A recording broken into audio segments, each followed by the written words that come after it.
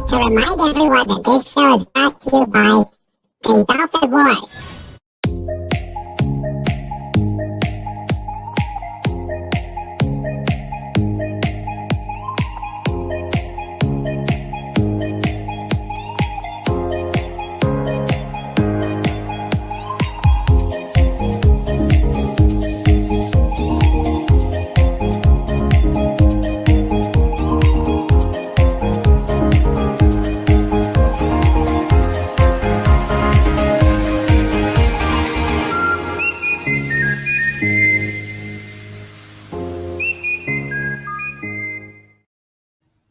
Hello, everybody in the chat. Welcome to King Dolphin TV.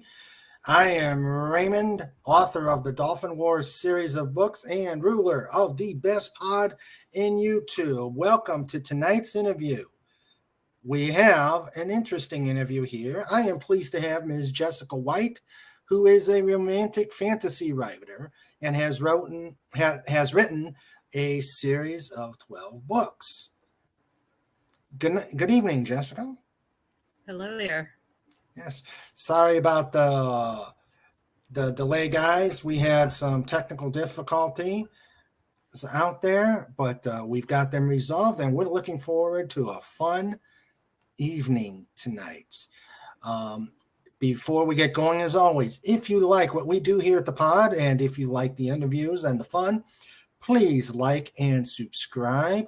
Also, if any of you know a person that I should interview, whether they are an artist, musician, author, or a YouTube creator, please send me their name so I can reach out to them. And if you're a creator, my email is in the description. Now I'd like to welcome the wrenches and who are in the chat. Let's see. Snortopopus Cuber is saying hello to you, Jessica. Hello there. Yes. All right. So my intrepid wrenches I have here. They keep the chat going. They keep the chat safe, and more importantly, they keep it fun. We have Legatus Legionii, the one who is always first in, last out.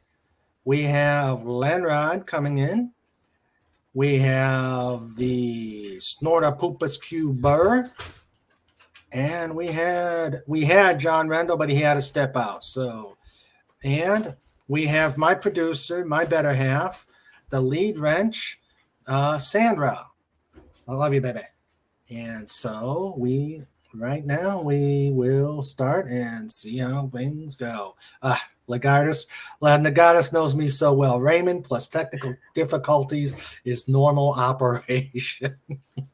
It doesn't help that I'm not good with computers in any kind of way. Other than typing, that's all I can do. Okay. And Lenrod says safe. Nothing is safe here. Yeah, all right.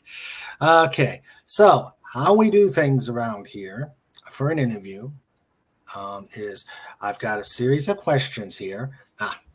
Snortopopus sets it right. Semper Gumby, always flexible. I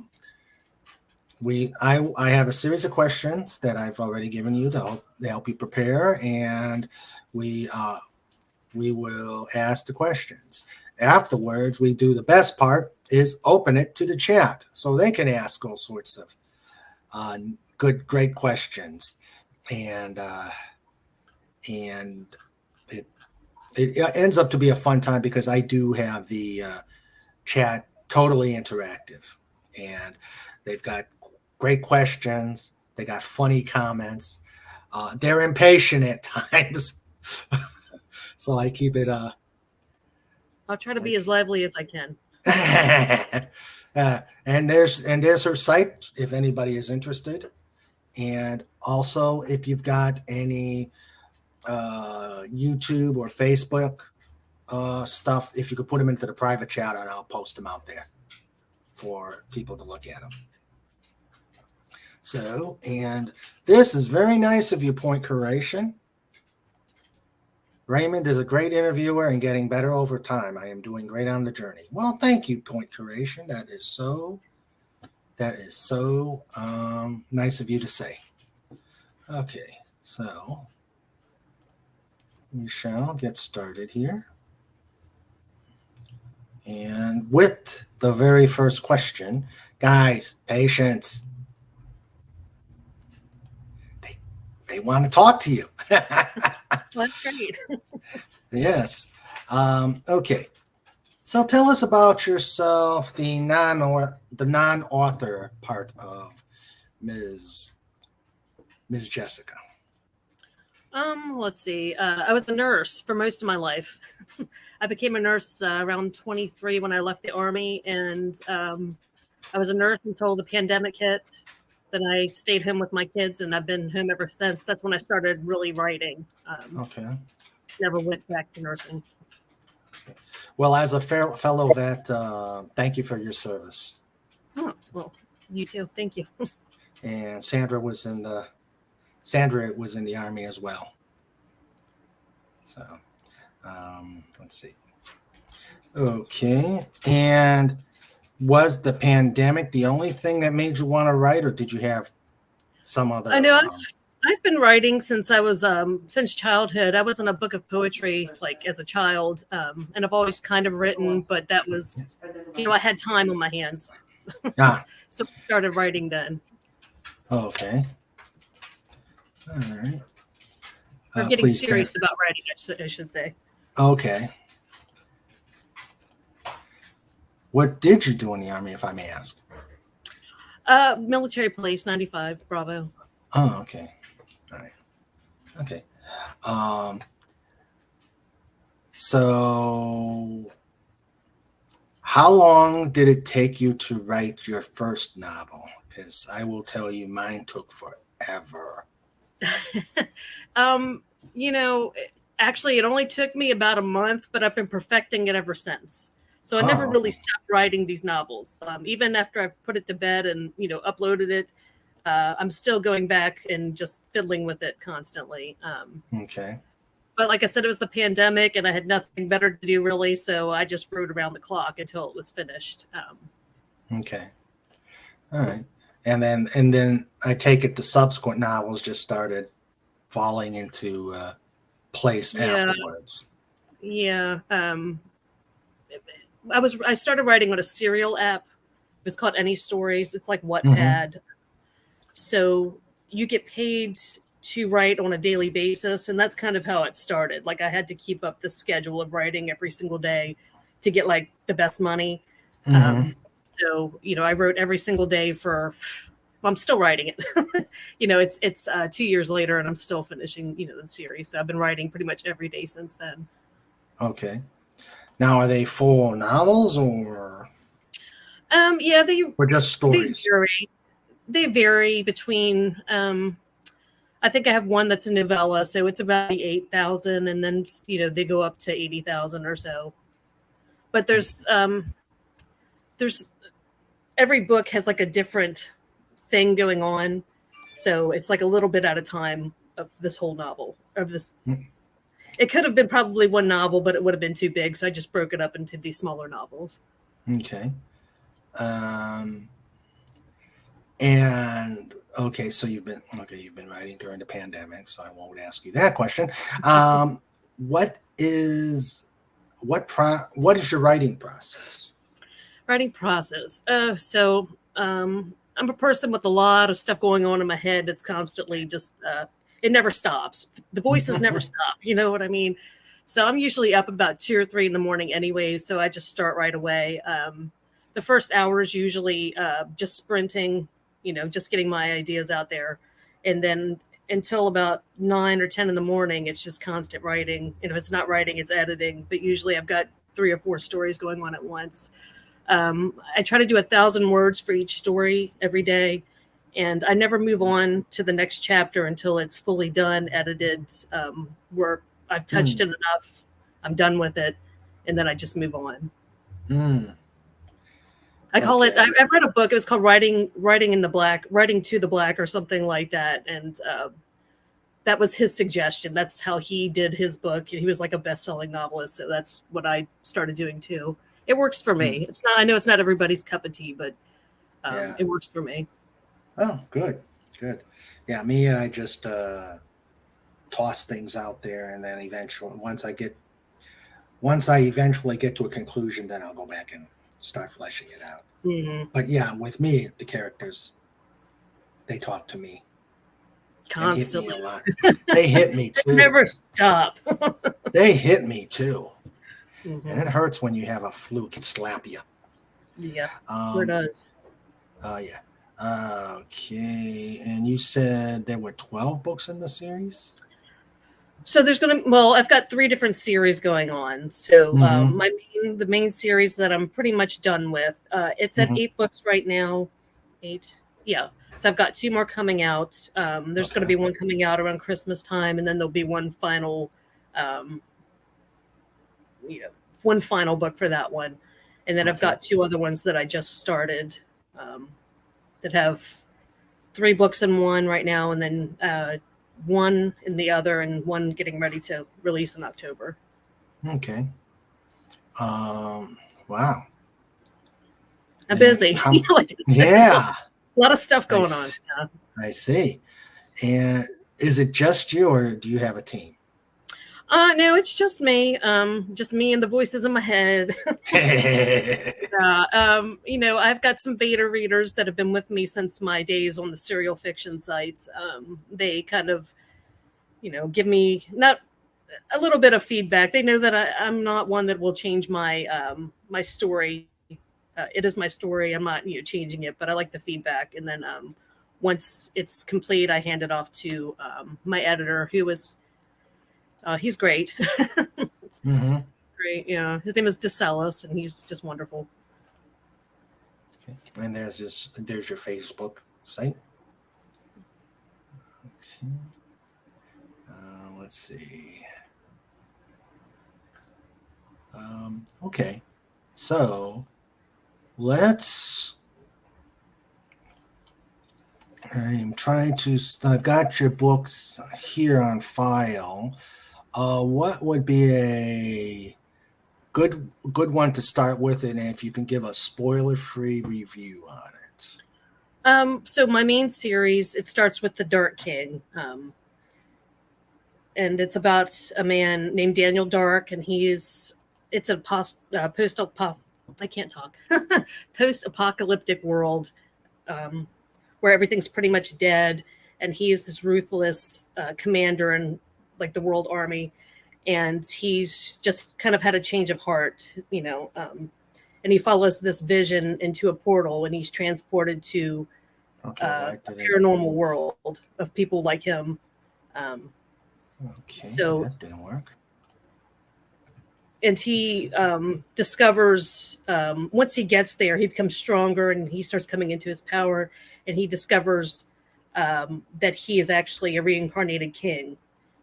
So he starts collecting different supernatural beings to help him defeat this ancient enemy that's returning. So every book is kind of a look at another set of supernatural beings that he's collecting. Oh, okay.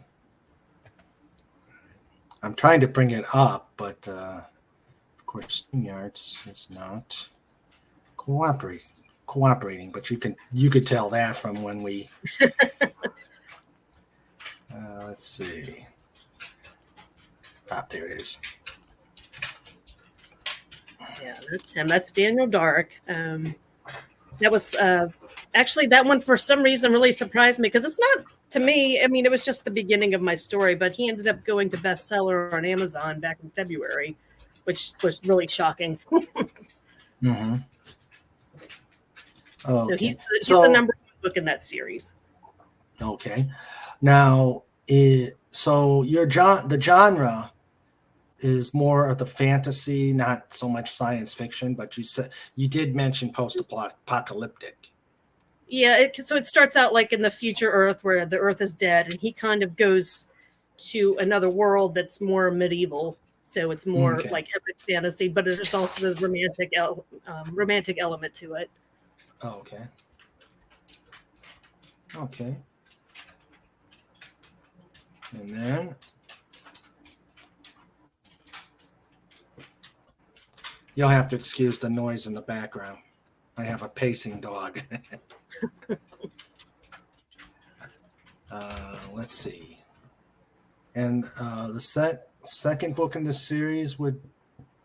That one is called Cursed. So from the first book, there's a immortal Viking, and he was kind of rescued, and he was given eternal life. So he kind of can go back and forth between the worlds, so he can be with people like him. And he's a recurring character through all the books. So Daniel sends him back to Earth to collect these beings for him, because Daniel can no longer travel back to Earth since he's in the supernatural world. He's kind of tied to that now. So he sends this more or less human person that can't die back to collect all these beings for him. So Cursed is the first set of beings that he's collecting. And one is a werewolf, and another one is this white lighter witch that he needs. White lighter witches can bring back the dead, essentially. So that's who he's collecting first. Okay. Very interesting. Who did your artwork? I've got a graphic artist from her company is called German Creative, and her name is Les, and she's from Austria, and she does all of my work for me. Okay, that looks much like the romantic novels that I have. That the usual pictures of romantic novels. Yeah, they've gotten, as I've gotten better and earned more money, they start getting better later on. You know what I mean?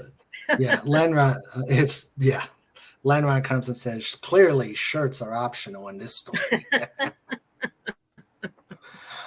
Yeah, that one I can't get on Facebook. They won't let me advertise for it. They keep telling me they're naked. So I can't advertise that one. Really? Oh, brother. Yeah. Okay. And then let's see.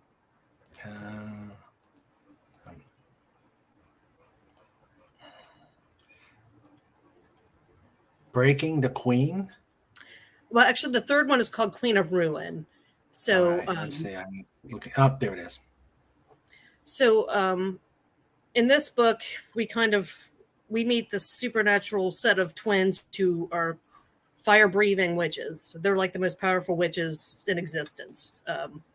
They're kind of ruled by these ancient demonic creatures, and they're Tessa and Teddy Mason, and they pretty much take up the brunt of the rest of the series because their lives are very much a dumpster fire. From the very beginning, there's a lot of turmoil. She's super powerful, and she's supposed to take over her order, and a lot of bad stuff happens, and her brother's involved in a lot of that. In trying to protect her, he pretty much ruins her life for a very long time. Legatus says it looks like Queen of Ruins is wearing a corset. Oh yeah, she is a very how do I say this? A very spunky, arrogant, just not a very good character. She's very morally gray. We'll put it that way. Okay. Yeah, there's not a lot of hero type people in my books. They're more in the middle. Okay. The morally ambiguous. Yeah, they're just getting by, because their culture is it's based on a lot of treachery and just I don't know how to say it. A lot of bad stuff. You know what I mean? Yeah. So they kind of do what they have to do to get by, and it's not always good. Okay. So I think at this point we'll open it up to the chat, and then periodically we'll go into the next series, because I know you're just dying to hear what they've got. Oh, here we go. Say. Sorry, I'm finally seeing everybody now. Yeah. All right, let's see here. Legatus Legionary with the first question. What is romance fantasy, and how does it differ from regular fantasy or regular romance? So definitely not regular romance, because romance always has a happily ever after, and not all of my books have a happily ever. There's not a lot of happily ever after going on for these people for a very long time. I plan on getting there. It's just not. They Not got to every get book through ends all. that way. Yeah, They got to get through all some, the manipulation, the backstabbing, they got some hurdles to get over first. Yeah. So, and it's got the fantasy elements of this, this medieval world, and they're on a journey, and they're struggling to get to that end point where they can beat this enemy, but along the way, they're just having a horrible time. Mm-hmm. Their lives are very complicated, and there's no easy fix for that. Okay. I am going to add a question. Is a lot of your writing dialogue driven, or do you use a lot of the? Are you more of an action person? I'd say there's a little bit of both. I try to tell the story through the dialogue and the action, and not have so many descriptors. Okay. I try not to throw too much of that in there. Usually, every chapter, at least the first chapter, will just go straight into the action. There's always some inciting incident that happens right away. Okay. Legatus again is romance fantasy a subgene? He corrected it. Darn that autocorrect. A subgene of romance fantasy, or both? It's a little bit of both. There's definitely a heavily romantic.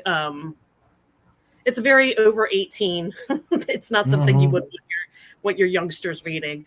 Okay. So there's that romance element, but it's definitely not all romance, and not good romance. A lot of dysfunctional relationships between everybody, pretty much. Okay. Sandra says she was a 63 Charlie. Okay. In the Army. And she's a nurse too. Oh, yeah. I kind of fell into that. I had a baby, and I was like, wow, what am I going to do now? And nursing kind of popped up. So I did it. It paid the bills for a very long time. Okay. You ever think of going back, or author, or being a writer?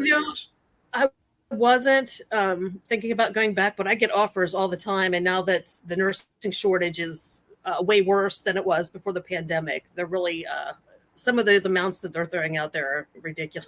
But my specialty was inpatient psych, so I think I'm at the age where I don't want to get beat up anymore. I'm kind of over that at this point. Okay.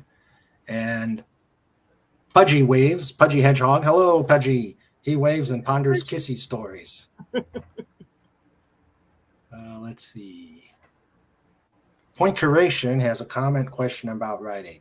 I've noticed that we're all essentially characters in real life. Would you agree with that take? And does that view make writing your characters easier? Absolutely. Absolutely. For the female characters, I always kind of envision myself. So I think they all kind of carry my personality somewhat. And there are a lot of people that I know in my books.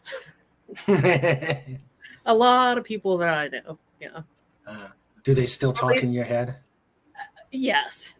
Or maybe I watch a movie that I thought was just a horrible ending, and I was like, you know what, I need to give them a better ending in my story.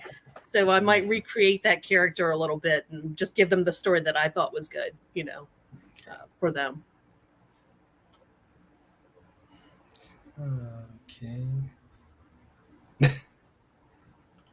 Snorter Pooper says, my writing process is pick up the pencil, start writing, break the pencil, get a new pencil, break that one too, repeat several times, give up and go to bed. That's happened to me quite a few times. There's a lot of days like that. Yeah. There's a lot of crying and cursing and walking away and declaring I'm just quitting forever, and the good thing with come back, the good thing with writing on a computer is you can, if you don't like it, delete. cut and paste. And I never do that. I'm like, you know what? I've gone this far. It's going to work. I'm going to make it work, and I just kind of do it. I'm not one that would just delete something because I feel like. Writing, go ahead. My writing is so chicken scratch. I have to go on a computer. I'm real stubborn. I gotta see it through. Okay. Yeah. Writing is your full-time job, or do you do it more as a hobby part-time? Writing that many words a day sounds like full-time to me. It is a full-time job, but at the same time, I'm homeschooling 2 kids right now, so I wake up early, I get my writing done, and between their homeschooling courses, I'm also doing the business end of writing, which is such a hassle. And I hate it so much, but there's always that business end that you have to do especially when you're self-published. You have to market and just network, and there's always something. And now that I'm going to book signings and traveling a little bit, the weekends are kind of not my own anymore either. Yeah. Have you been going to a lot of book signings? I just really started. So I went to Moundsville, to the prison in Moundsville, the shutdown prison.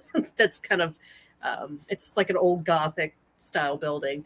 So we had a book signing there. There was 30 or 40 authors there in Moundsville. Let's see, August 5th, I was there for that.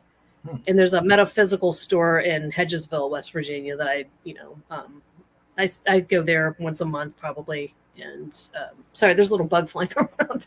And I set up a booth, and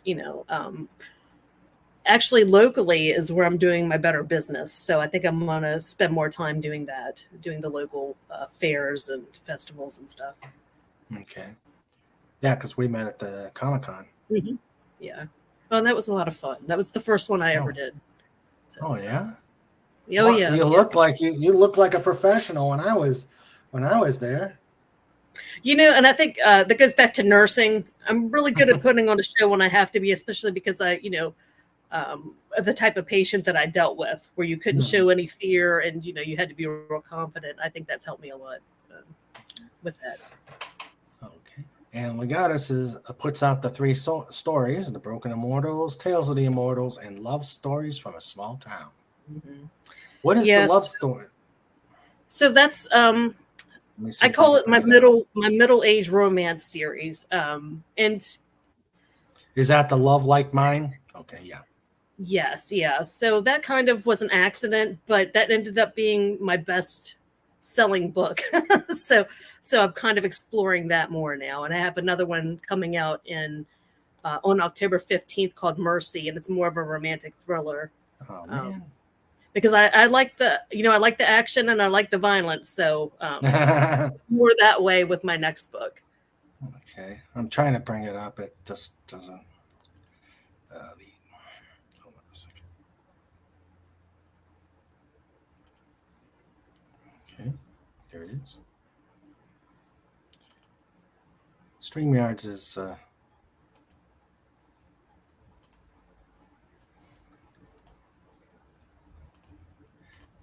There it is. Okay, there you go. All right, so tell us a little bit more about this one. So my father worked he was in the mining industry when he was living. So I kind of grew up in that lifestyle. So this book actually takes place, it starts out with a lady who works at a mine. She's like a safety, health and safety professional, and she finds out that her husband is cheating on her. So she's just having a really rough day, and she's taking the day off to move and kind of get her life together. And her boss shows up out of nowhere. Her new boss shows up out of nowhere. So she has to kind of go to work anyways, even though she's having a really bad day. So they don't start off well, but they end up hitting it off. And he's actually there to close down the mine. It's kind of a secret. He's seeing if he can save it. He can't save it. So there's a lot of turmoil for that reason, because she's worked there and she's worked so hard to keep it open and keep everybody safe. Okay. Legata says you can get a free download at the Dark King. Okay. Yes. Yeah, my first book, you can get a free download at Booksprout. I'm sorry, BookFunnel, at BookFunnel. All right. You don't use Kindle. You don't use Kindle for your publishing, do you? I do, yeah. I Okay. kind of have some of my books, like my love stories from a small town, are only on Kindle, and everything else is everywhere. You know, I put it wherever I can put it. Yeah. All right. Let's see. Legata says, is it something like the Shannara series, Future Earth, but with magic and swords in the ruins of our times? No, it just kind of starts out there for Daniel Dark, but he travels back, not really back in time. It's a whole other world that's more medieval. There's no electricity, it's all swords and sorcery kind of stuff. Okay.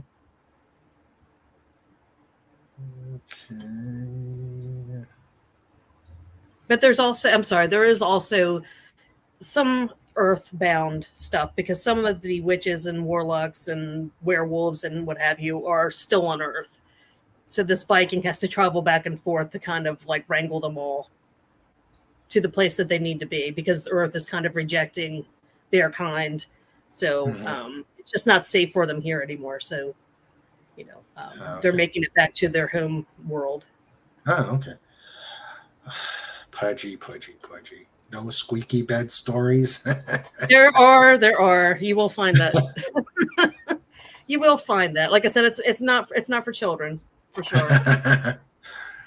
Or impressionable hedgehogs, Pudgy. Yeah. Let's see. We know, like in Star Wars, there's always that romantic Leia Han aspect, or in Star Trek, the Riker Troy. How much of the story has to be on the romance side to call the novel romance? It's not so much how much of it is romance, it's what the ending is. Romance has to be a happily ever after. I used to call my stuff romance, and I was spanked for it by the romance community. They're like, you can't call it romance. It's not romance if there's no happily ever after. So we're romantic fantasy now. It's definitely more, fantasy. Okay.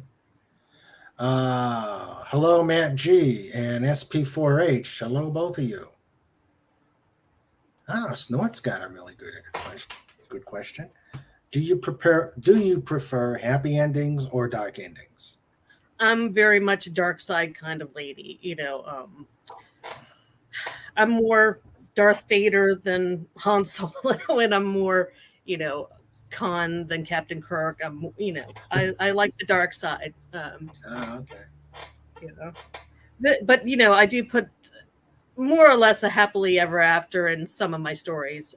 But for one character, I was talking about Tessa and Teddy, these twins. There's no real happily ever after for them. There's some stuff that happens where that's just not a possibility.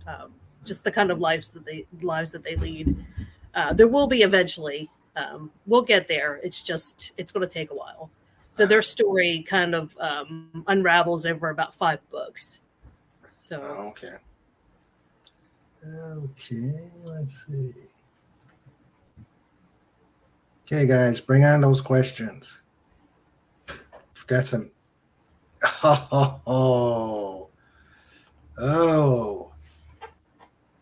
Legatus Legionii says action and violence. You such as this is not an S&M series of stories? It's like I said, it gets real dark. It gets real dark. Yeah, there's a lot of dark stuff going on, and there's some people who are apparently, they're all kind of fated mates. They're fated by their gods, but it doesn't really necessarily mean that they're well suited for each other.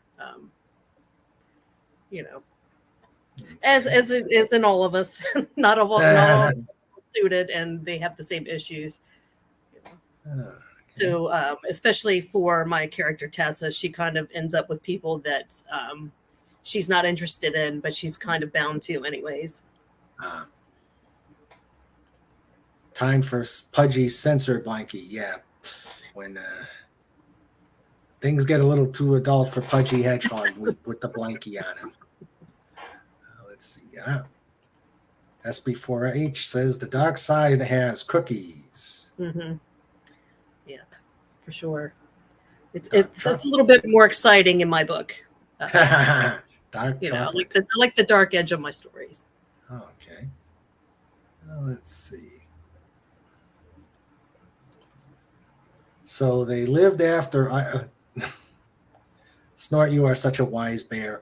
So they lived ever after as their dark souls fizzled in the fires of perdition. For some of them, yeah. For some of them, like I said, they don't necessarily have an easy time. And some of them are that fire. Some of them bring that fire. Yeah. Okay. Let's see. I'm looking for yet another. Ooh. Let's see.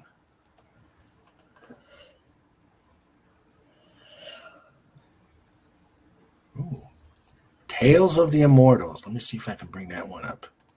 I'm bringing up Claimed.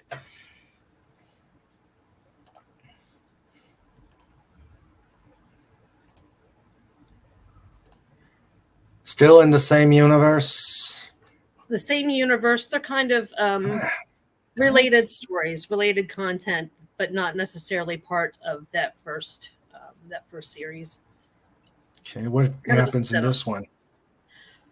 All of the books, although they're still fighting the same kind of battle towards that war, but they're a different set of characters. And in Claimed as a prequel, I actually wrote the second book first. And then I was like, wow, their story is actually pretty interesting, so I got to go back and retell it, tell the first part of it. Claimed is a man named Volodar, and he is a bear shifter, and he's the king of the northern territories of this world that I created. And he is mated to a warrior princess, and they do not like each other very much, or at least the warrior does not like him very much. You know, he's very old. He's been around since the beginning of time. And he's very excited to have found his mate who can finally, have his family and stuff. And she's not very interested because she is this warrior princess who's used to doing as she wants and leading armies. And he wants her to be like a housewife. so that's not working for her. And also she's this very powerful psychic who, now that she's met him, she's kind of coming into her power. And because of her particular kind of power, she's not necessarily a good woman. She's very, if she loses her temper, she can kill a whole army. You know what I mean? Because of her psychic abilities. Mm-hmm. So he's always trying to kind of wrangle her in, so she's not so explosive.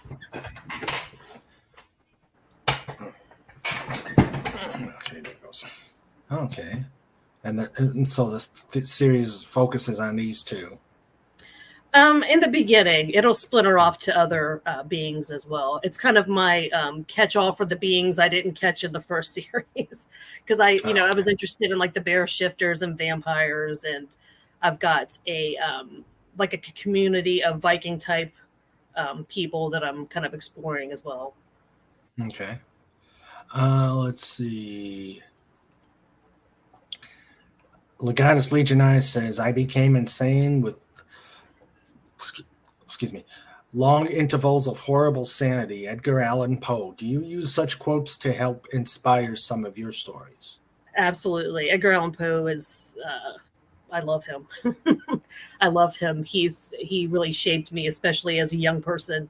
I think to that dark side that really spoke to me.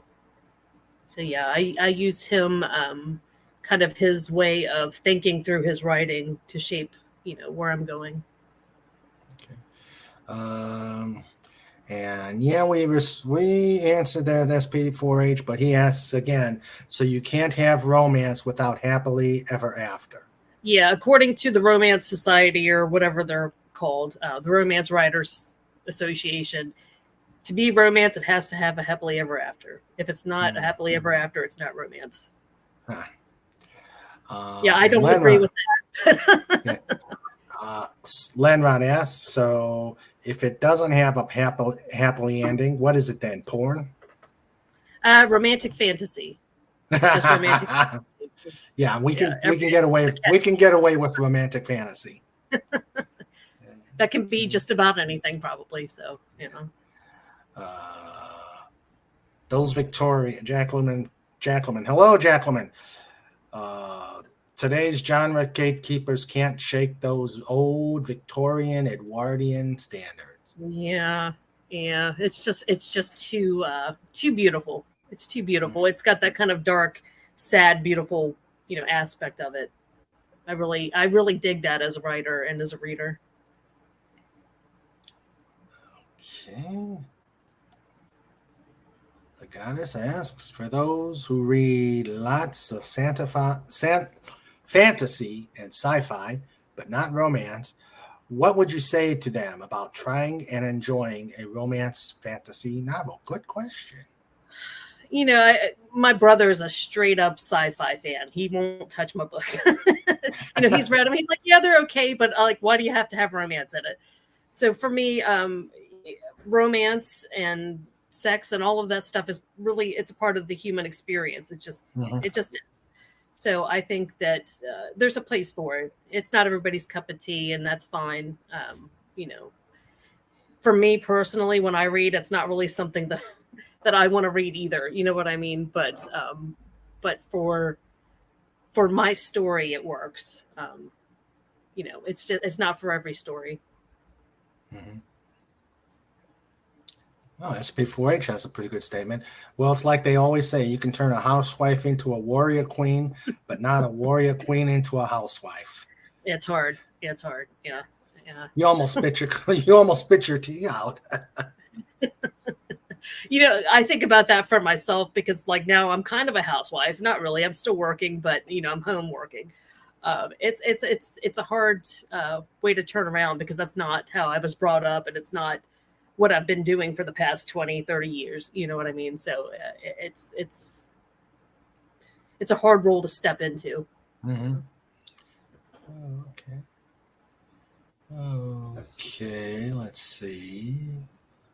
Well, let's see. Erotica. Yeah, I can't call myself erotica because Amazon, according to Amazon, I'm not erotic either. I'm erotic. Like for my romance series, it's erotic romance.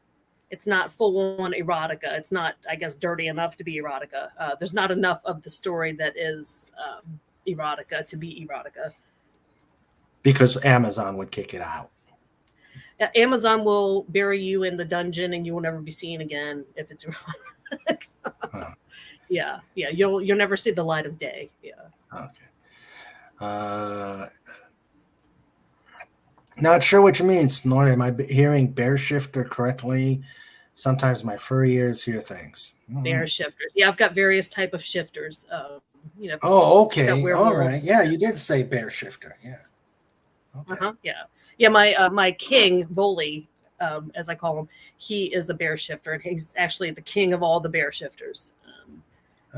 What kind of bear? So just a whole society. What's that? What kind of bear? He is actually a polar bear. He's the king of the whole North lands.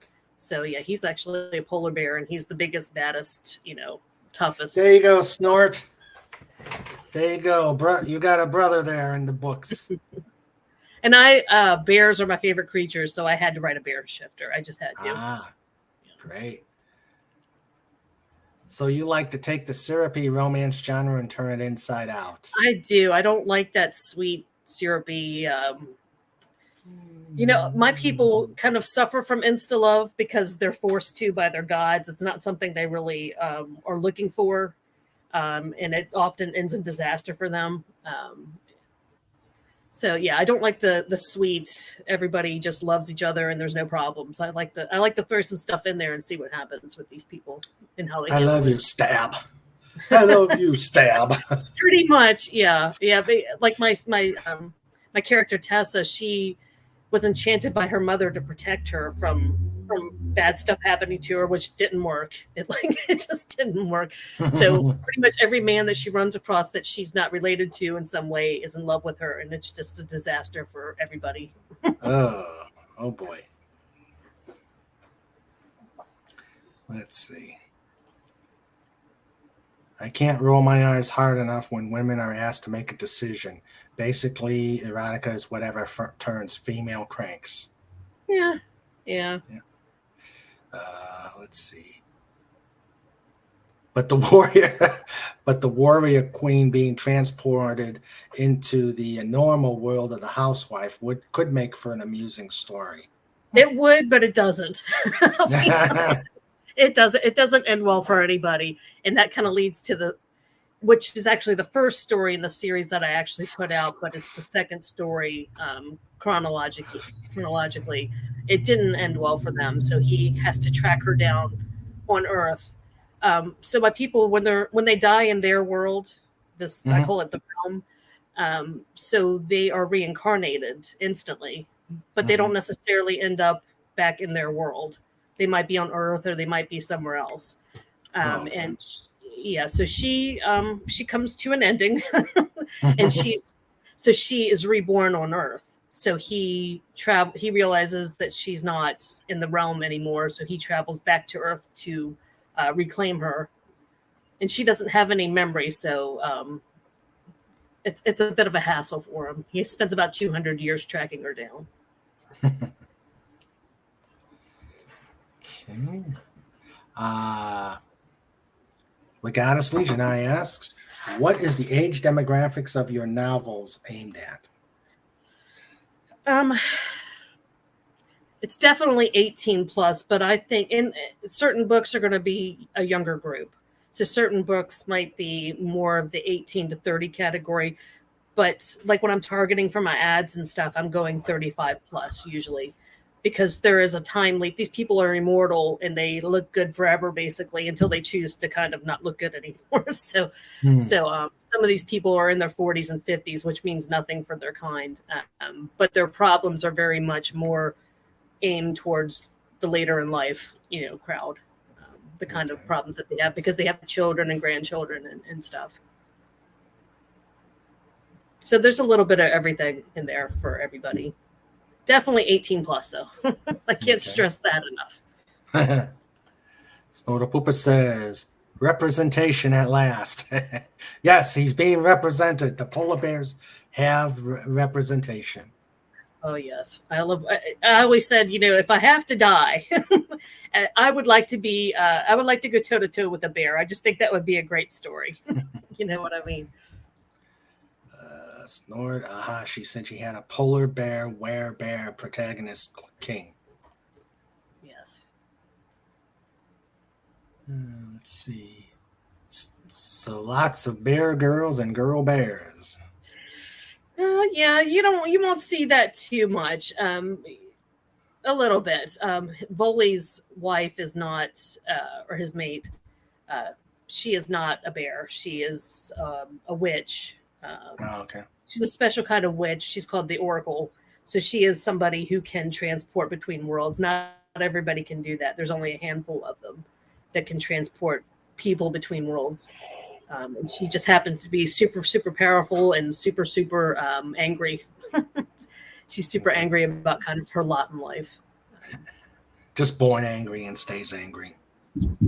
Yeah, she's a princess, and her father is not necessarily a good man and doesn't treat her well and forces her to attack this bear kingdom, where her entire army is just wiped out, but she is allowed to live, and is kind of forced into their bear society. Okay.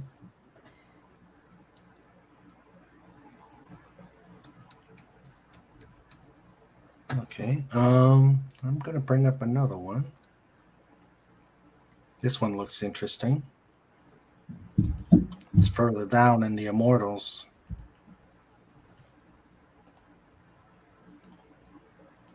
The Ranger, what's this about?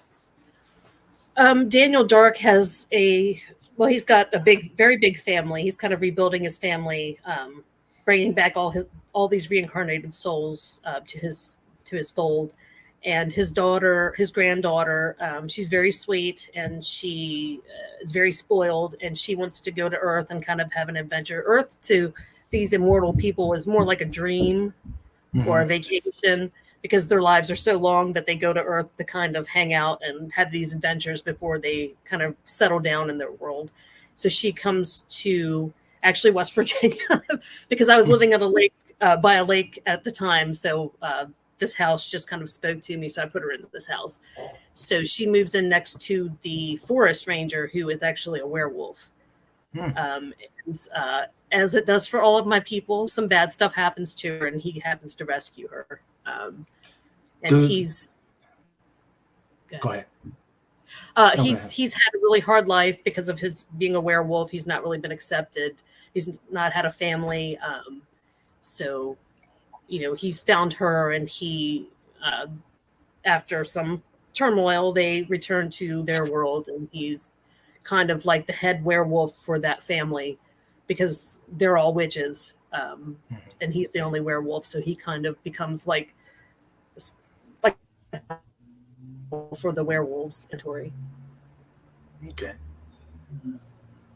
Do you have, since you've got stories in West Virginia, do you have Mothman in here? I don't. I've got some interesting stuff, but then again, I'm not really done yet either. You know what I mean? Okay. That's why I kind of did this other series. I wanted to have some related stories that I could delve into that aren't necessarily part of that first series. Okay. Hello, Pierre Kelly, who joins us. Snorta Poopus says, one of my favorite lines from Buffy the Vampire Slayer was, "I'm holding your heart in my hand." That is so romantic and kind of gross. Yes. Okay. Let's see.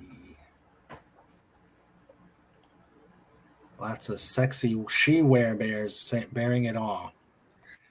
Yeah, you might see that a little bit. I still have some people I have to stick with. Everybody's kind of searching for their mate in that world because they don't become like their best version of themselves, their most powerful, until they find their mates again. Because they're always being reincarnated, so they might not even remember them. Maybe they do. Some of them do. So we might see some of that later because there's some bears that I need to stick with some people. Or stick on some people. Yeah. Can they pick what age the characters look at, or is it they can only look older, never younger? So yeah, I would say probably around 30-ish. They kind of they really do decide when they stop aging. It's a very slow process. So most of them look around 30-ish. But some of the characters are thousands of years old, so of course they look older because they no longer care. Really, they're kind of over stuff, you know what I mean? So they're fine with aging. But everybody, when they are reincarnated, start over. They're always children. Okay. Let's see. Pierre asks, how did you come up with the Ranger? Like I said, I moved into by this lake, and there was this really cool roundhouse beside of me. It was kind of decrepit. It had the ceiling had been caved in after the last blizzard we had. But I just thought it was the neatest house, and I kind of did some exploring of it, which probably wasn't smart. But I did some exploring of it, and it just kind of came to me one night. Just this really cool house, and then above that was this really neat A-frame cabin, like a super cabin. So that's just kind of how it came about. Like I said, my mind works in weird ways, and that's just kind of how I spit it out. There's a lot. Both of us being in West Virginia, I'm finding out that there is just so much fascinating things in this little bitty state. Mm-hmm. When I went to Moundsville, that's really the first time I've ever been anywhere in West Virginia because of living in the Eastern Panhandle near Washington D.C. Everything is kind of here, in the Northern Virginia area. So I've never really gone anywhere in West Virginia. So that was really the first time I went anywhere. in West Virginia, probably since childhood. Mhm. It was very eye opening because it's not like this part of the state at all. It's very different. There's some really neat stuff there. You know, the prison, and then like I guess the Hare Krishna capital for the United States is there.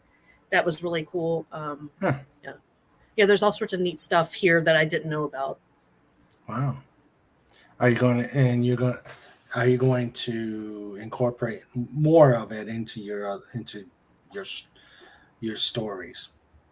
Yeah, a lot of my, especially like my werewolves, because of like when they came to this country, how they came into this country, probably through Virginia. So I keep most of them around the Virginia, West Virginia area, because I figure that's probably where they really would have came to this country. You know what I mean? Like when they came from Europe long ago. Right. So yeah, I keep them here, but some of my people are also, my main order of witches is in Savannah, Georgia. So I have a lot of stories from Savannah as well. Okay. I've never been there. I'm going there next year for a big book thing. So I'm really excited. Oh, okay. Cool. Let's see. Good night, SP4H. Take care. Hope you enjoyed it. Let's see. Let me see here. Guys, keep the questions coming. You're doing great.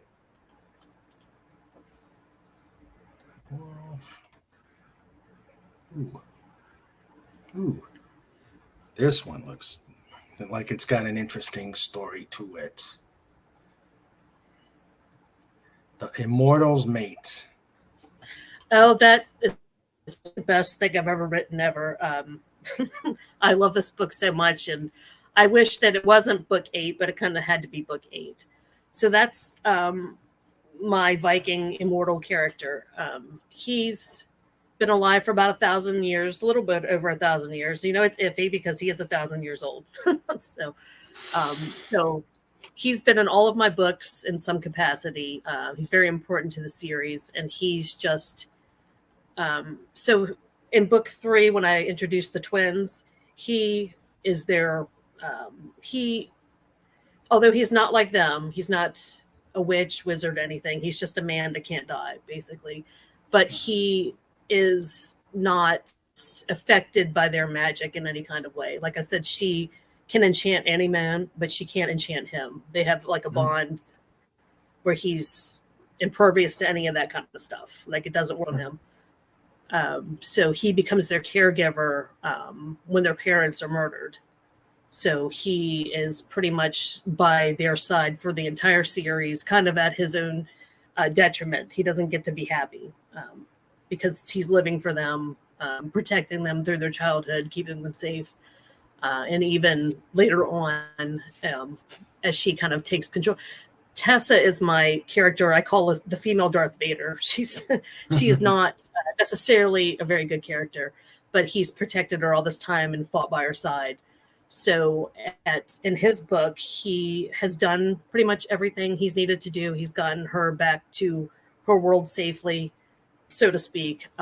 So now he is allowed to go claim his own mate, and she happens to be a human like him, who is going through her own set of stuff, and she's a nurse. I'm not a nurse is because that's what I know. That's kind of been my life. Right. And she has had this horrible thing happen, and she goes to live on this Arctic island in the middle of nowhere because she can see death on people. So she's trying to find a place where there's not a lot of people, so she doesn't have to see death all the time because it really tortures her. And she happens to run into him, and of course he can't die, so that's the perfect match for her. So that's his story where he finds his mate, and of course I got to throw some bad stuff in there for her. Of course you do. That's kind of the thing for me. Everybody's kind of got to suffer to get what they want, and I've made him suffer for a really, really long time. So, but he does get his happy ending at the end of this story. Okay. Yeah, I thought it was important that he finally got that because he's just not had a good time. Is this the end of this? Is this the end of the series? Then? There'll be 2 more because I still have this war coming, and I kind of have to. Everything has been since book 3. Everything's really been tied to Tessa and her brother, so I needed to come to a closure for them. So the last 2 books are very heavy, their story. Okay. For like I said, they're the most powerful creatures. Basically, there is nobody more powerful than them. So I had to kind of give them that ending.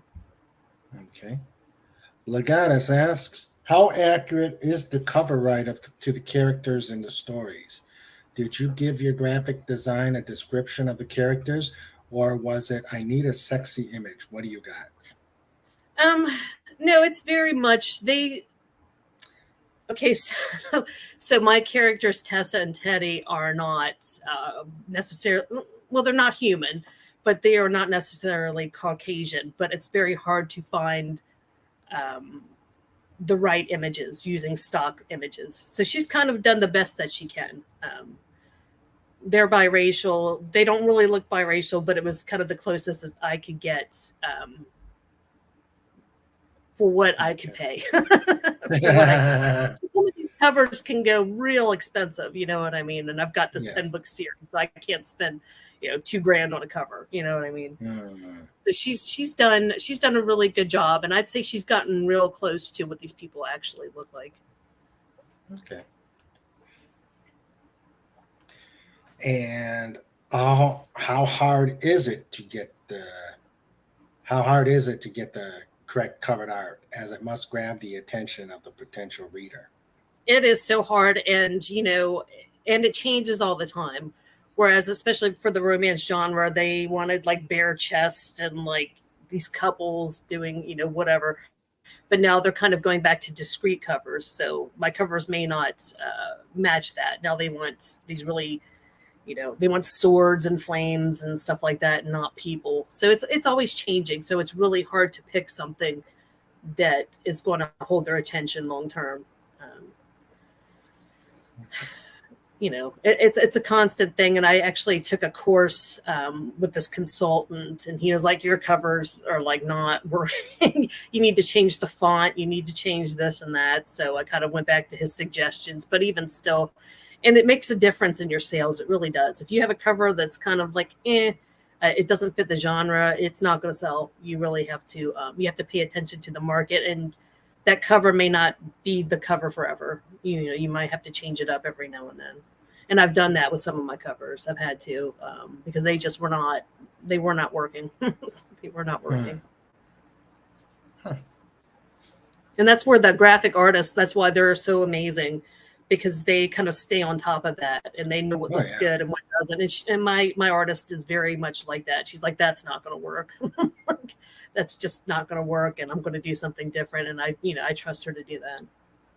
Yeah. Yeah, my graphic art is amazing. Yeah, and it's hard because I'm a very much a control freak, especially about my stories. I want it to be a certain way. I go against my editor all the time. It's hard to give up that control, but I've kind of learned to trust her. Yeah. Okay. Lenrod says, so no Fabio anytime soon. No. I'm trying to get away from those like the sexy covers and trying to. Unless he turns into a polar bear. Well, yeah, if he turns into a polar bear, it is what it is.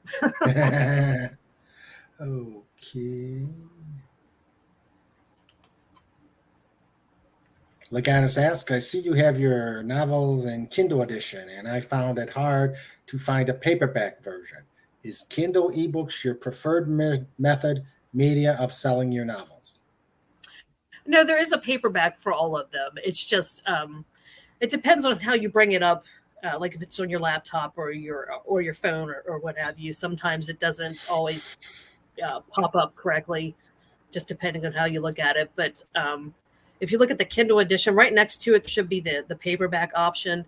But sometimes if you pull it up, it's not always linked for whatever reason. Amazon's kind of glitchy. Yeah. But yeah, there is a paperback version for all of my books. Yeah, same here. Amazon, sometimes I have a love-hate relationship with Amazon. Absolutely. /Kindle. Yeah. I get because there's also Kindle Vella. I don't know if you're familiar with that. It's the serial It's new. It's still in beta testing. It's only in the United States. So it's the serial fiction site that Amazon is testing right now. So whenever I go from Vella and publish it as a traditional, e-back paperback, they block me every single time. They're like, "Oh, it's already available somewhere. You can't put it on there." And I'm like, "No, it's on your own store. You have to." Like, it's just their bots go insane and they just do ridiculous stuff all the time. Yeah. Oh yeah. You should have seen what happened to my first book. Did they just kick it out entirely? Because that's happens. No. Besides making the print so small that you needed binoculars, when part 2 came along, it reset the page count. So people are confused. They said, what happened with the page count? And, to me, it's, the story is more important than the page count, but geez, this is ridiculous that you reset my page count. Yeah, Number 2 came out much. No problem. I have nothing but problems with. I have nothing but problems with Amazon. One of my books came to me. It was a paperback. I got the proof, and I'm so excited. I'm going to sign it and send it to my readers and stuff. And it was somebody else's book completely on the inside. Somebody else's style on the inside. Wow. So, it's not perfect. But it's Amazon, and they no. Yeah, mine came out. My second one came out better. The first one, it's gonna get redone.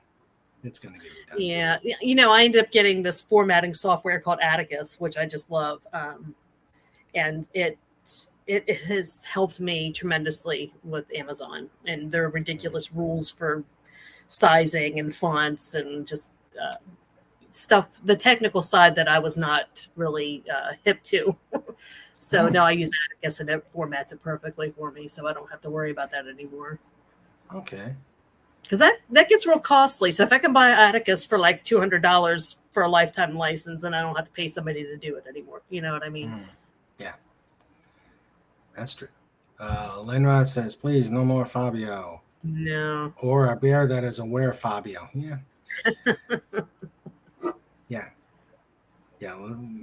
Yeah, that was pretty bad. Okay, guys. More questions. Let's take us to the half past. Let's see. Gonna take a look at your covers, see if anything strikes me. The Dark Wolf. Yeah. So my character Teddy, one of the twins, he's got a lot of sins to answer for, and one of those sins that he has to answer for ended up affecting one of his children. And this is the story of one of his children, and her name is Gretchen, and she's a werewolf / witch because her father was a witch. So that's her story of her journey to the other world. Let me guess. The werewolf is the other character. So no, well, those werewolves that are on the cover with her, she before she comes to that world, she has these series of nightmares, and these wolves are in there with her in her nightmare, and they're kind of her. When she comes to the new world, those are kind of her new pack, so to speak. Okay. Sort of like the dire wolves. Mm-hmm. Yeah.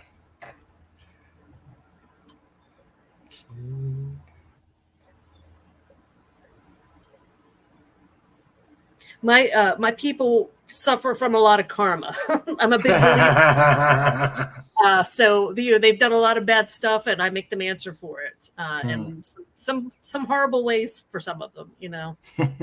She's one of those people that she necessarily didn't do anything wrong, but she's got to suffer the consequences for those bad things. Yeah. Snortapupus Cuber says, well, Amazon gave you penis-shaped rockets and the wangs of power. Nothing Amazon ever does surprises me. It doesn't. I've been blocked. I've had my books blocked more times than I can count, and it's like a constant struggle getting them to behave themselves. Let's see. Lenrod asks, what is with the letter E on Dark? I get that question all the time. His name is Daniel Dark, and his last name ends in an E. That's basically the only reason. Well, they got He's the towns dark. and He's the Dark got- King because his name is Dark. So. well, I've seen that same thing in towns and streets around here. Must be a West Virginia thing. Yeah, like I said, I've had that question lots and lots of times, and that's the only reason. Nothing special, just his last name.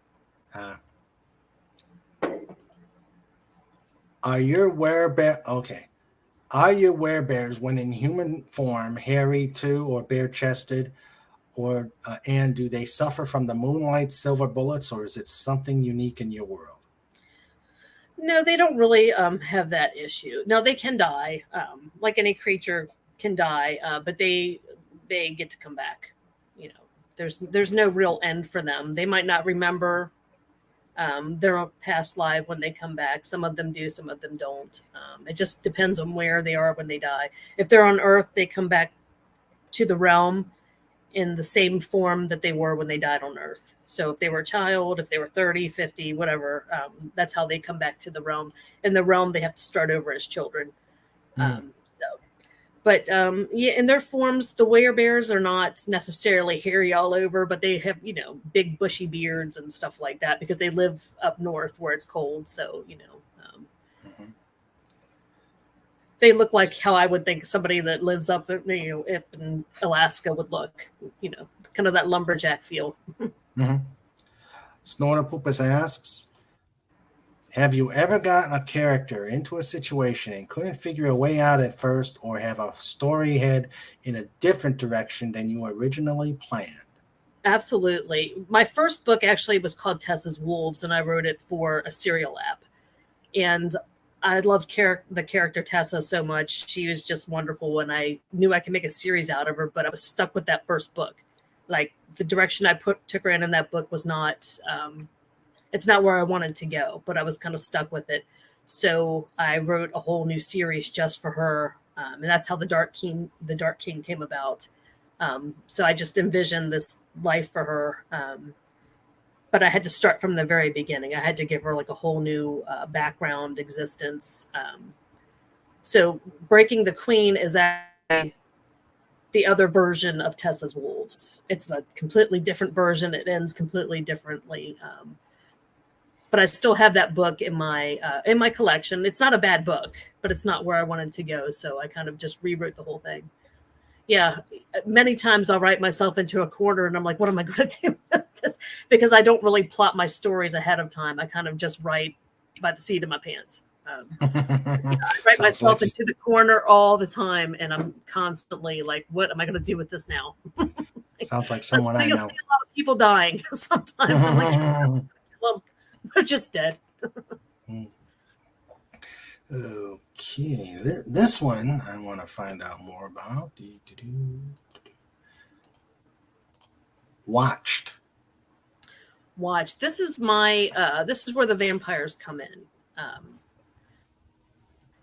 So my family's German, and I envisioned, my grandmother was German, and she was very German. Like, she's what you expect from a German lady. She was a nurse. She was very stern and just like, so I kind of, she is, in this book, she is the head of my vampire family. She's the matriarch of that family. But so the main character in this one, he's lost his mate. He found her. She was very young when he found her. So he kind of like let her go, let her live her own life.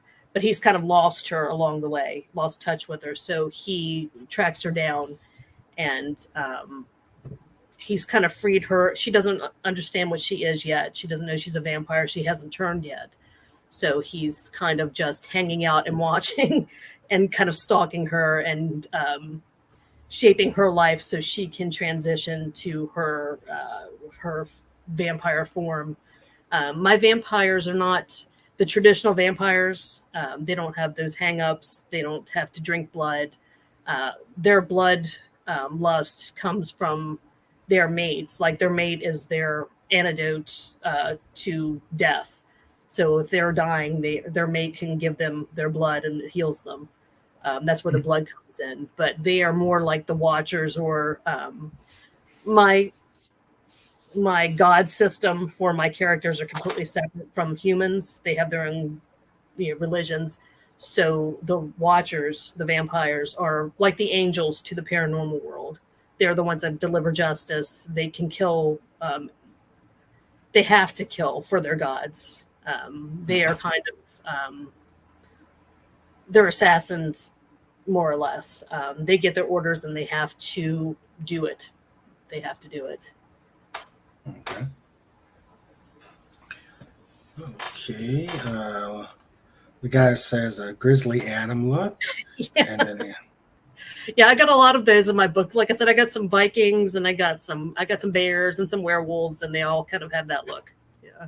Lots of beards. You're gonna find lots of beards in my stories. Other than Edgar Allan Poe, what other writers inspire you? Stephen King. I was a big Stephen King fan growing up. Still am. I don't read as much as I write anymore. Samuel Taylor Coleridge is my favorite. Kubla Khan, the poem Kubla Khan is besides Edgar Allan Poe, anything he's done, Kubla Khan is like the thing that shaped me the most, I think, in my writing. That visual aspect of it. And it was very eccentric, especially for that time. And I really dug that. Stephen King. I don't know. I read a little bit of everything, but like I said, I'm not a super fan for any author, probably. Anne Rice, the paranormal and dark side is my thing. And Lenrod says, no blood orgy, please. No, there's none of that. There's none of that. No. My vampires are more, they're very, like I said, for me and my what I know about my own family, they're very, very serious. And my vampires are very serious. They're a very serious bunch of folks. They take their jobs very seriously. And they're kind of above other creatures. They're kind of the favored amongst their kind. They kind of look down on others, so they're not doing anything too crazy to upset their gods. Okay. Let's see. Like the Grim Reapers, when it's your time to come, they come to take your life/soul. Do they determine when, where, how they get reincarnated, reborn into? Nope. It's just, like it is for us probably. It's just the luck of the draw. You know what I mean? It just happens. They don't really get to choose, and that's, for me, that's a big thing. Like, and I always kind of stress that in the books. The humans have a choice. We don't. We're kind of bound to what our gods make us do. And they're always kind of fighting that. Not, and it doesn't usually work for them. Okay. Working in libraries centuries ago, I used to see book titles that inspired me to develop scenarios for role-playing games I was running. Have you ever been inspired by a title or a phrase? Yeah, definitely. More so with movies, I think. I'm a big Star Wars fan. Very big Star Wars fan, and I was not happy with the last couple that came out. So a lot of the ideas that I had were for that reason. Like the character Kylo Ren, I was just like, oh, I hate this. I just hate what they did to him. It's terrible. So in my head, I kind of, and I think you'll see that some with like the Dark King and with Cursed, this character from Cursed, and also with my Lady Tessa, kind of things that I was like, what would have been cool. I would have loved to have seen this. That's what I did for them. Okay. Hello, Ms. Martin Muses. Welcome. Okay. They're God's chosen, like the mighty Hebrews. It's stuff for movie ridiculous. What was that? Hello? Pretty much. Hello? Okay. Yes. What did you say? I think you burped. It burped there. Oh, sorry. Yeah, my vampires, they are the chosen. They are the chosen. Okay. And it's not necessarily something they want, but something that they've resigned themselves to. If they don't, and like they get, it's like the ticker on the news, right? So all these faces kind of go past their eyes when their gods call out the command, and they pretty much just pick one, and they're like, "Yeah, we're killing that one today." You know what I mean? But they don't have the choice to not answer if they. And something that happens to this female, she doesn't want to be a vampire. She doesn't want to kill people. And their gods will make them blind. They have no choice. They won't get their sight back until they do this deed for their gods. But they're nearly impossible to kill, unlike the other creatures who can die. They'll come back, but they still die. The vampires they're really tough to kill. Okay. Snortle Pooper says Kylo Ren was an emo lampshade. So disappointed in that character. You are a wise bear. You are a wise and insightful bear, Snort. Give him some salmon. And Legata says, how about Star Wars Expanded Universe and none of the bad fan fiction Disney's done? No, I've never really delved into too much. For my age, those first 3 Star Wars were just it. And anything that's not that is just like, I'm just not interested. You know what I mean? I went into the next 3, but there was out of the next 3, there was only one that really, the third one was really the better of the. Well, I mean, who doesn't want to see Yoda like kick a bunch of butt? So like, oh, that's true. Not that I dislike them, but to me, they weren't. For some reason, Darth Vader speaks to me, and they weren't. I didn't really want to see his human side. No. The boy growing up that's just like whiny and like he's not interesting to me. I wanted him to be that tough character. So I think nothing will ever be as good as that to me. True. Very true. Okay. This has been fun. This has absolutely been fun. I've enjoyed this. Guys, any more questions? I know I was so nervous. I'm so happy it's been very pleasant. Well, I'm glad. That's what we do here. We make the experience pleasant for everybody, and we get to learn a few things. Get to learn about more books and different genres, and see where we go with it. Guys, I knew it. Legatus, the last out. From growing up with that original trilogy, we all wanted to see that famous fight on the volcanic planet. Everything else was just filler, in my opinion. Yeah. I noticed the wine was strong with the Skywalkers. Yeah, like I said, I'm more Darth Vader than the whole Skywalker thing. Just not that interesting. Yeah, they are deserving of the. Oh gosh, what was it? I already forgot. In my opinion, it was just like you're supposed to be the most powerful, and like you're just a weasel. Hopeless. Yeah, a weasel.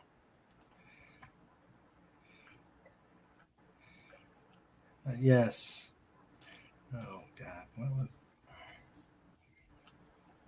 God, I forgot already. Never mind. Okay. All right. I have the high ground. Yeah.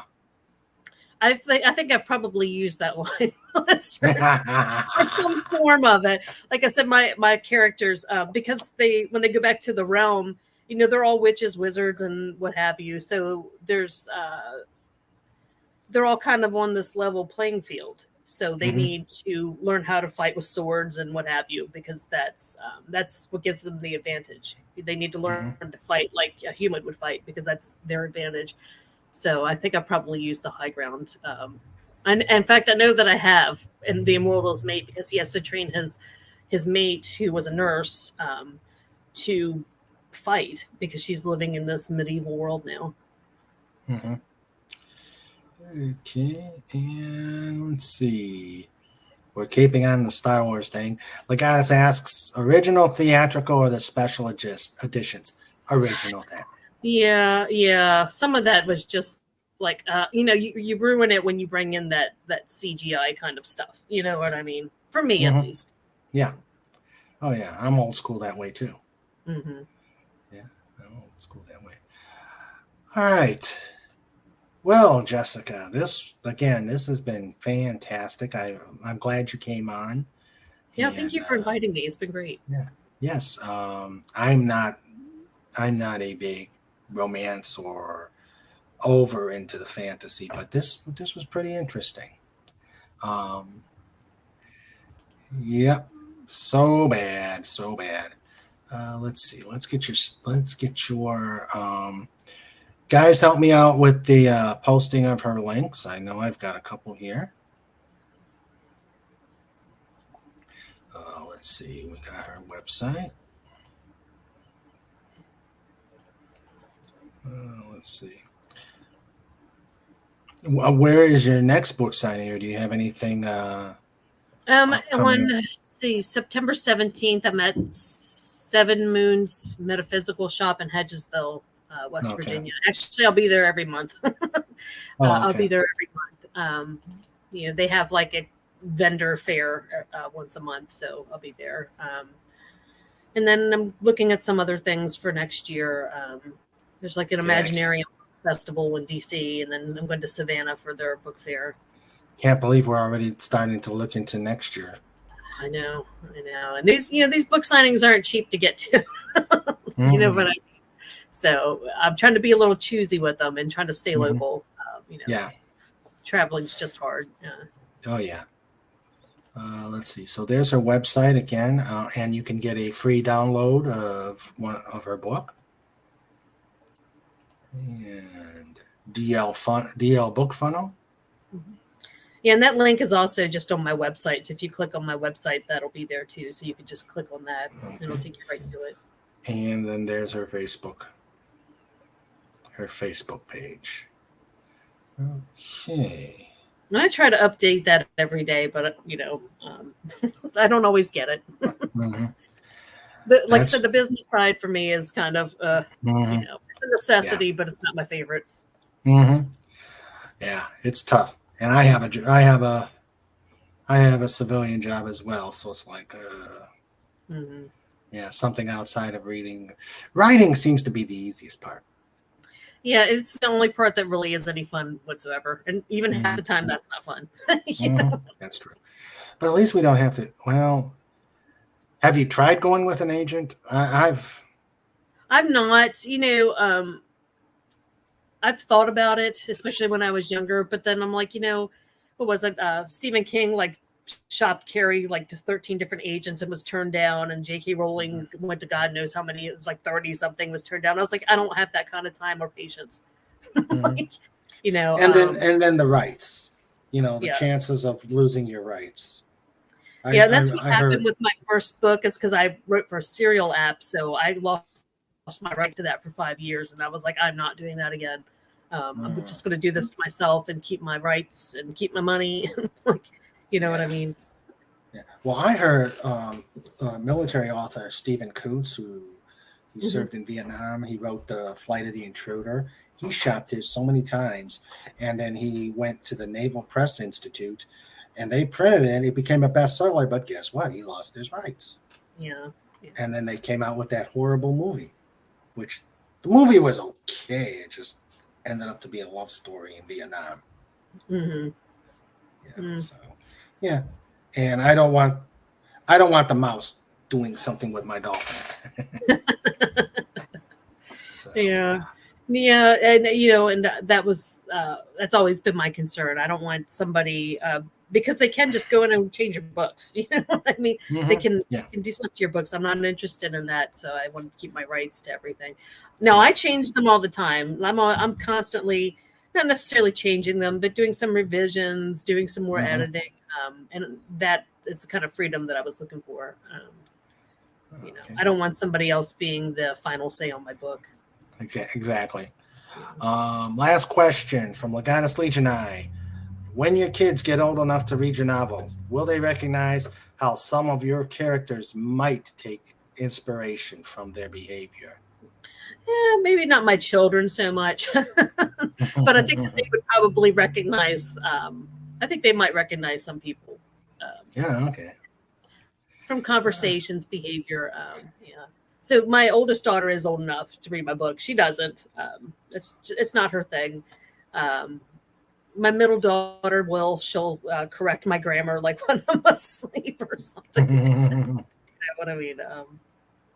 Or she'll write something ridiculous on it, and I'm like, please don't do that because this is the final version, and I might not proofread it again. Like on the end of it or something like that. You know. Put little paper clips Like with little post-it notes. And let's see. What did you think of the Star Wars Scene 38 reimagined? By FX. I don't know. We got to. Okay. Well, thank you very much. And what we're going to do now is go through some upcoming show notes for what's coming up here in the pod. And then I'll say thank you to everybody who came in to listen to us. And Jess, if you could hang out after we close, and we can. I got a few questions. Absolutely. Okay, so on the 10th, this coming Saturday, we're going to have at Just Cause, which happen. Anything can happen just cause. We're going to have Hawaiian Shirt Day on Just Cause. That's going to be fun looking at everybody's Hawaiian shirts. Those that are brave enough to show off their Hawaiian shirts. On the 14th, a week from today, we're going to have Baron Norman Tag talk about his channel, give us an update on how he's been doing. On the 21st, we're going to have artist, again, someone I met at the Comic-Con, Christina Hoffman. She'll be coming in, hopefully showing off some of her work. And on the 28th, we're going to have Yawata, also an artist, and showing off her wares.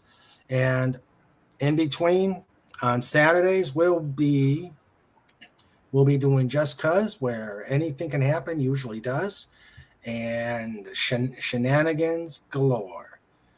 So that is what's coming up for September. Can't believe we're already talking about October. But October is big month. We've got on the 29th of October, save your note, save your place in the calendar. That will be the big King Dolphin TV 1 year streaming anniversary and my birthday all combined, just so we can party. So make yourself a note to come on and join the festivities. So that is what's coming up through October. And thank you all to my awesome wrenches, Legatus Legionii, Lenrod, Snorta. Okay, we got to do this. We got to do this. I've been good all this time. I'm going to do this now.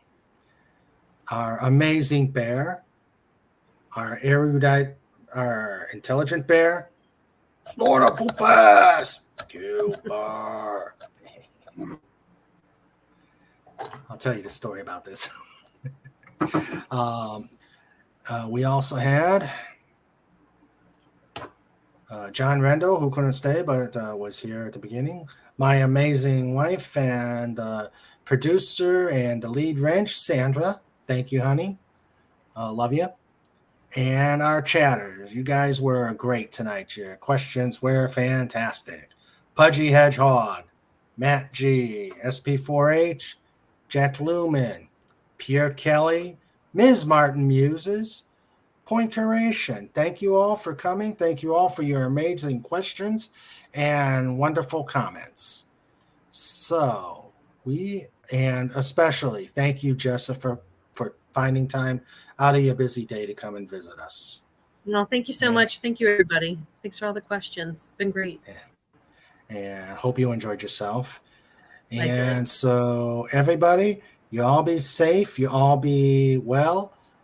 thank you again for being here. And see you Saturday for Hawaiian Shirt Day. And let's continue to make some waves. Good night, all. Thank you.